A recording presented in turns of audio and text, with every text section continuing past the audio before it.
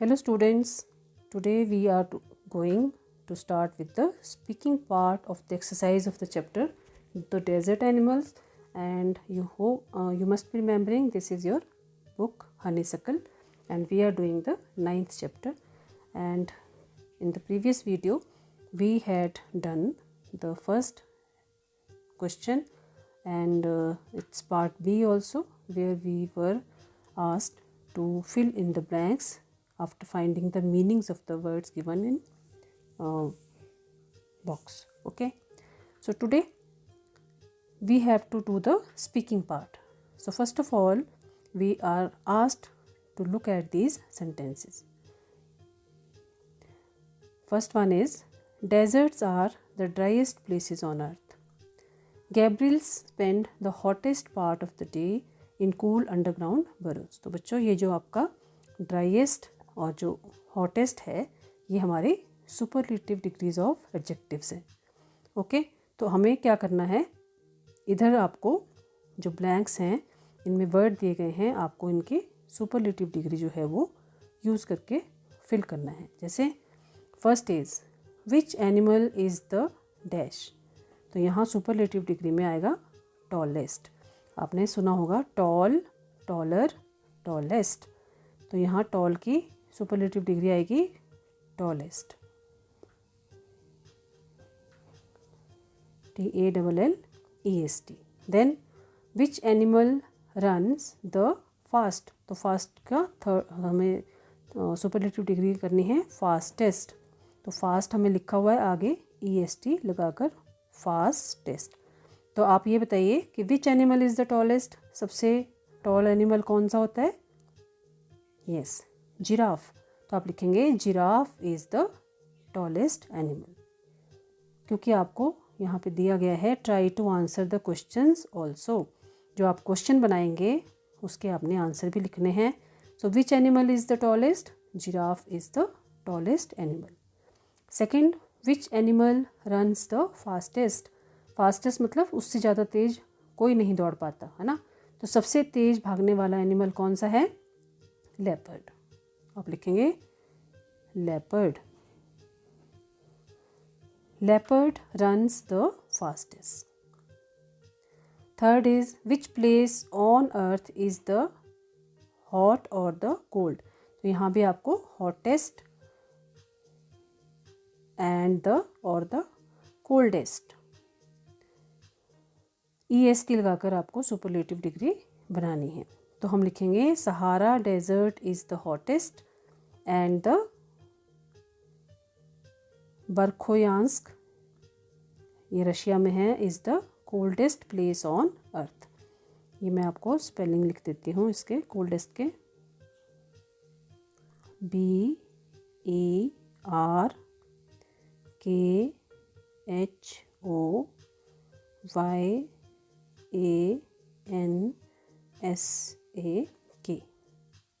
Berkhoyansk is the coldest place on earth. Fourth, which animal is the largest? So largest मतलब सबसे बड़ा. So elephant is the largest animal. यहाँ लिखेंगे आप इसका आंसर एलिफेंट. पहले क्वेश्चन फॉर्म करना है, which animal is the largest, ई लगा हुआ है, आपको ST लगाना है. फिर आंसर में लिखना है elephant is the largest animal. Fifth, which is the tallest mountain in the world, so कौन सा है? The Himalayas are the tallest और the highest mountain in the world. Sixth is which is the rainiest place on earth, सबसे ज़्यादा बारिश होने वाला स्थान धरती पर कौन सा है? ये लिखेंगे आप मासिनराम. ठीक है, ये है चिरापुंजी में, is the rainiest place on अर्थ. इसके स्पेलिंग आपको लिखने हैं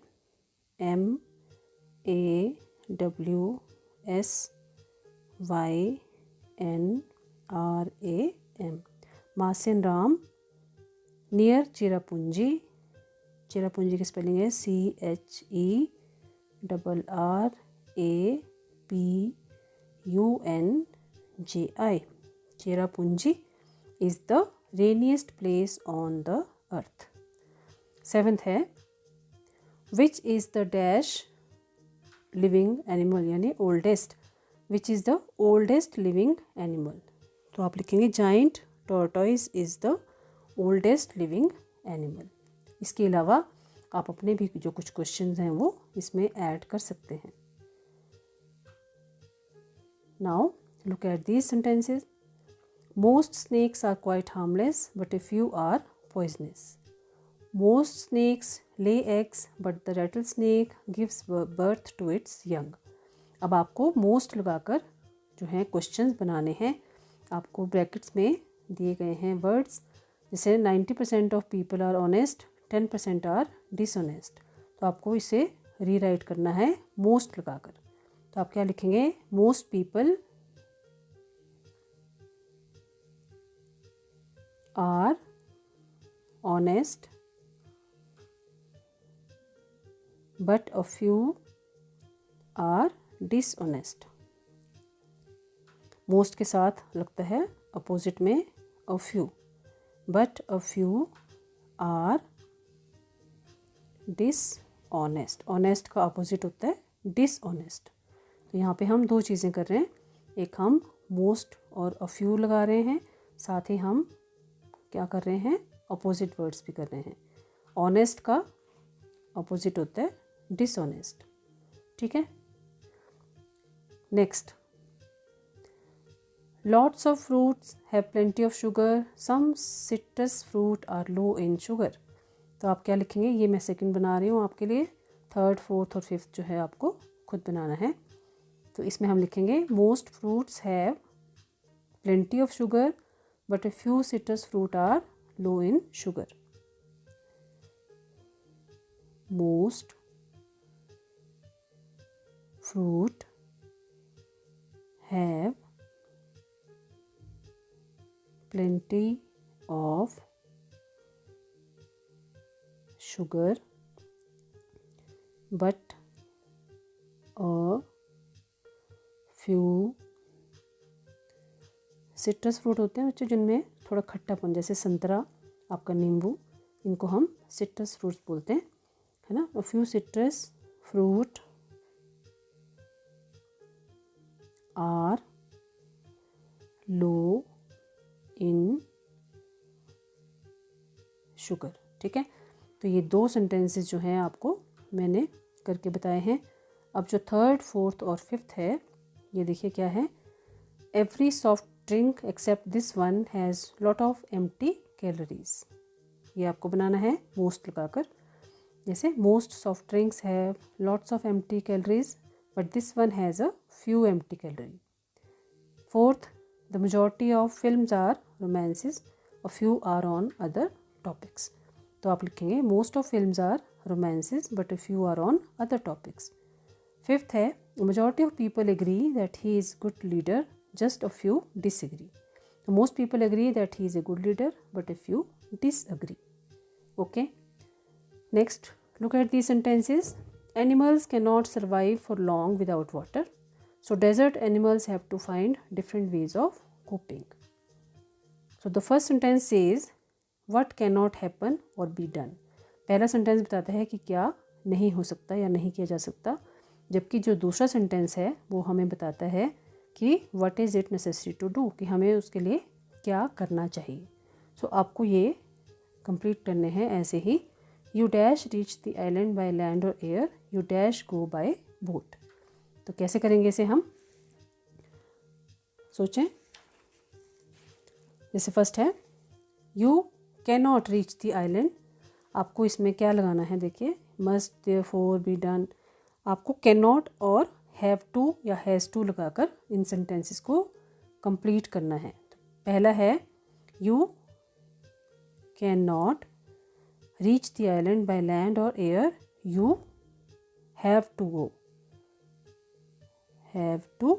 go by boat. Okay. Second, we dash see bacteria with our eyes.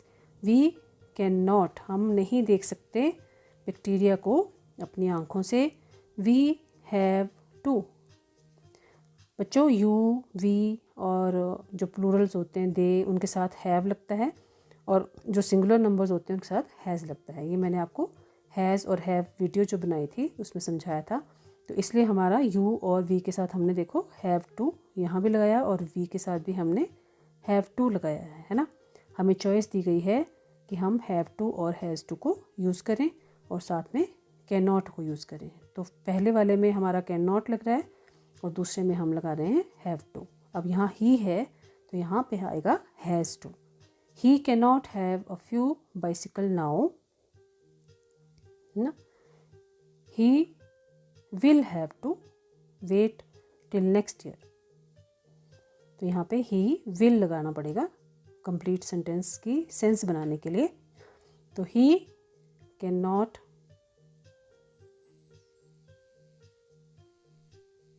have a new bicycle now. He will have to wait till next year. Okay. Next, old people often dash hear very well. Cannot hear very well. यहाँ भी आपको cannot लगाना है। They dash use a hearing aid. They have to. क्योंकि old people भी plural है तो इसमें प्लूरल्स के साथ हैव टू लगेगा, तो आप इसमें भी हैव टू लगाएंगे। Next, road users can not do what they wish. कितना इजी है ना बच्चों। कैन नॉट और हैव टू हैज़ टू लगाना है हमें। They have to follow the traffic rules. Sixth, she dash accept this decision, she dash question it. तो she cannot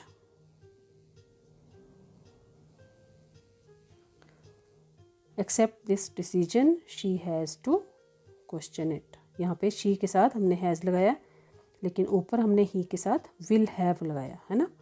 seventh में, you cannot believe everything you hear, you have to use your own judgment. तो बच्चों ये थी आपकी exercise. अब है writing. यहाँ आपको खुद इमेजिन करके लिखना है कि imagine you are journeying through a desert. आपको इमेजिन करना है कि आप किसी मरुस्थल से होकर यात्रा कर रहे हो। Write a couple of paragraphs describing what you see and hear. आपको एक दो पैराग्राफ में लिखना है कि आपने क्या देखा और क्या सुना। तो पहले आप लिखिए what I see in a desert and then you can write what I hear in a desert. तो ये आपकी आज की असाइनमेंट है। अब आपको ये चैप्टर होपफुली अच्छे से समझ आ गया होगा।